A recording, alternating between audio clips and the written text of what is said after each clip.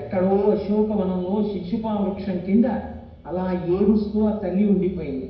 అన్నయ్య, ఇక నుంచి నువ్వు అలా ఉండడానికి వీల్లేదు. ఈ క్షణం నుంచి తూర్య సంఘాత నిర్ఘోషై కాంచీనూపుర నిస్వనై మధురైర్గీత శబ్దైశ్చ ప్రతిబుద్ధస్య రఘవ. అన్నయ్య, నీవిక నుంచి నిద్ర లేవడం అన్నది గొప్ప మంగళధ్వనుల మధ్య, తూర్యనాదముల మధ్య, గొప్ప స్త్రీల యొక్క వడ్డానముల యొక్క చప్పుడు, గాజుల చప్పుడు మధ్య నువ్వు నిద్ర లేవాలి. అంటే అంతఃపుర స్త్రీల మధ్యలో నీవు చాలా గొప్పగా హంసతూలికా కల్పమునందు క్షీణించిన వాళ్ళవై నిద్ర లేవాలి తప్ప అన్నయ్య నువ్వు ఇలా కష్టపడకూడదు. యావదావర్తతే చక్రం యావతీచ వసుంధర తావత్వమిహ సర్వస్య స్వామిత్వం అనువర్తయ. స్వామి అంటారు. స్వామి అన్న మాట ఇద్దరి ఎందే ప్రయోగించాలి.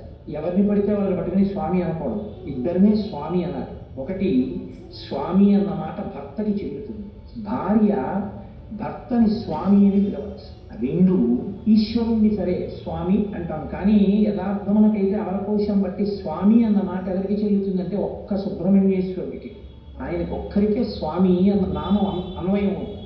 మిగిలిన వాళ్ళకి స్వామి అన్న నామం అన్వయం అవుతుందని అవరకోశం చెప్పలేదు. కానీ మనం అంటాం, దానికేం పెద్ద దోషమేం కాదు. ఎందుకంటే అందరూ ఆ స్వరూపంగానే మనం భావన చేస్తాం కాబట్టి దాన్ని పెద్ద పట్టించుకోవలసిన విషయం కాదు. కానీ స్వామి అని పిలిస్తే మాత్రం ఇద్దరినీ పిలవాలి అని శాస్త్రవాదం. ఈశ్వరుణ్ణి అలా ఉంచండి. ఒకటి, స్త్రీ భర్తని పిలవాలి. రెండు, ఒక్క గురువు గారికి మాత్రమే స్వామి అన్న మాట చెల్లుతుంది.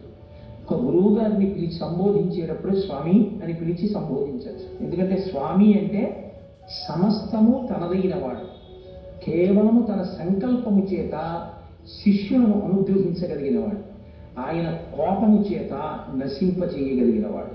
అందుకని ఆయన సృష్టికర్త, స్థితికర్త, ప్రళయకర్తగా ఉండగలిగినవాడు, అంతటి ఉపాసన బలమున్నవాడు. కాబట్టి ఇక నేను సర్వతంత్ర స్వతంత్ర అని పిలుస్తూ ఉంటాను గురుస్తోత్రాన్ని. అటువంటి మహనీయులు కాబట్టి గురువు గారి దగ్గరికి వెళ్ళి సంబోధించినప్పుడు ఏ స్వామి అని పిలుస్తూ ఉంటారు. స్వామి అన్న సంబోధన ఉంది.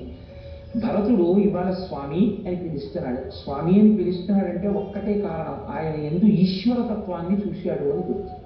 ఒక గురుతత్వాన్ని చూశాడు తప్ప కేవలం ఒక అన్నగారిని చూసి మాట్లాడుతున్నవాడు కాడు. ఎందుకంటే అన్నగారిని స్వామి అన్న మాటతో సంబోధన లేదు.